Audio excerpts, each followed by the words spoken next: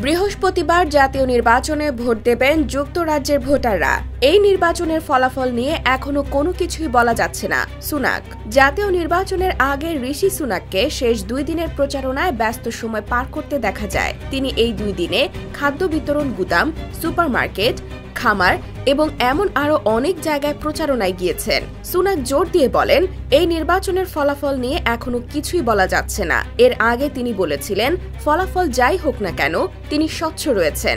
Sunak বলেন, তিনি আয়নায় নিজেকে দেখে বলতে পারেন তিনি দেশের স্বার্থে যথাসাধ্য পরিশ্রম করেছেন। এই শক্তি তাকে সামনের দিকে এগিয়ে নিয়ে যাবে। তবে মঙ্গলবার রাতে কনজারভেটিভ সমাবেশে প্রাক্তন প্রধানমন্ত্রী বরিস জনসনের শেষ মুহূর্তের প্রেরণামূলক বক্তব্য পার্টির মেজাজ তেমন উজ্জ্বল করতে পারেনি। কনজারভেটিভ মন্ত্রী মেল স্ট্রাইড বলেন, বুধবার এই ঘটনা দেখে মনে হচ্ছে লেবার পার্টি বিজয়ের পথে হাঁটছে।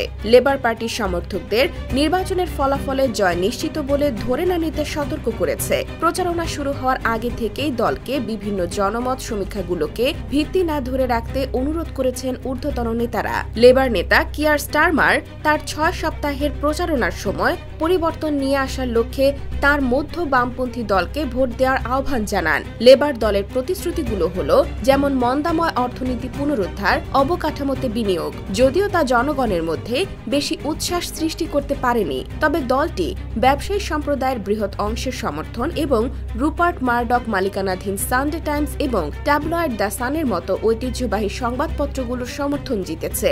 সান বুধবার একটি সম্পাদকীয়তে বলেছে, স্যার কেয়ার প্রথমবারের মতো ব্রিটিশ রাজনীতির কেন্দ্রে তার দলকে ফিরিয়ে এনে দায়িত্ব নেওয়ার অধিকার অর্জন করেছেন। তবে কনজারভেটিভদের চারপাশে রাজনৈতিক বিশৃঙ্খলা ও অব্যবস্থাপনার ছায়া ঘনিয়ে আসছে। জনসন এবং তার কর্মীরা কোভিড-19 মহামারী চলাকালীন লকডাউন লঙ্ঘন করে পার্টি করেছিলেন। জনসনের উত্তরসূরি লিজ ট্রাস অর্থনীতিকে দুর্বল করে একটি ব্যয় সংকটকে আরও খারাপ করে তুলেছিলেন, যা তাদের প্রতি ভোটারদের মনোভাবে বিরূপ প্রভাব ফেলতে পারে।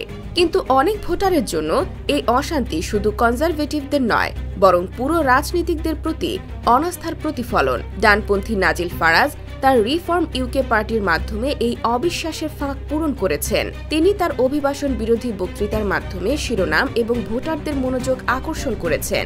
সিটি ইউনিভার্সিটি অফ লন্ডনের আধুনিক ইতিহাসের সিনিয়র লেকচারার লিজ বাটলার বলেন, যদি স্টারমার জয়ী হন, আগামী বছরগুলো তার জন্য চ্যালেঞ্জিং হতে পারে। স্টারমার এ ব্যাপারে সম্মত হয়েছেন যে তার সবচেয়ে বড় চ্যালেঞ্জ হলো কিছু ভোটারের মনে হচ্ছে দেশের সবকিছু ভঙ্গুর অবস্থায় আছে, কোনো কিছুই ঠিক করা সম্ভব না এই মনোভাব। আরেকটি চ্যালেঞ্জ হলো গত 14 বছরে দেওয়া অনেক প্রতিশ্রুতি পূরণ না হওয়ার কারণে রাজনীতির প্রতি জনগণের অবিশ্বাস। তিনি মঙ্গলবার আইটিভিকে বলেন, আমাদের এই ধারণা পরিবর্তন করতে হবে। অনেক নির্বাচন বিশেষজ্ঞ নির্বাচনে ভোটারদের অংশগ্রহণের হার কম হওয়ার ধারণা করছেন, তবে এই নির্বাচন ব্রিটেনের জন্য একটি বড় পরিবর্তন নিয়ে আসতে পারে।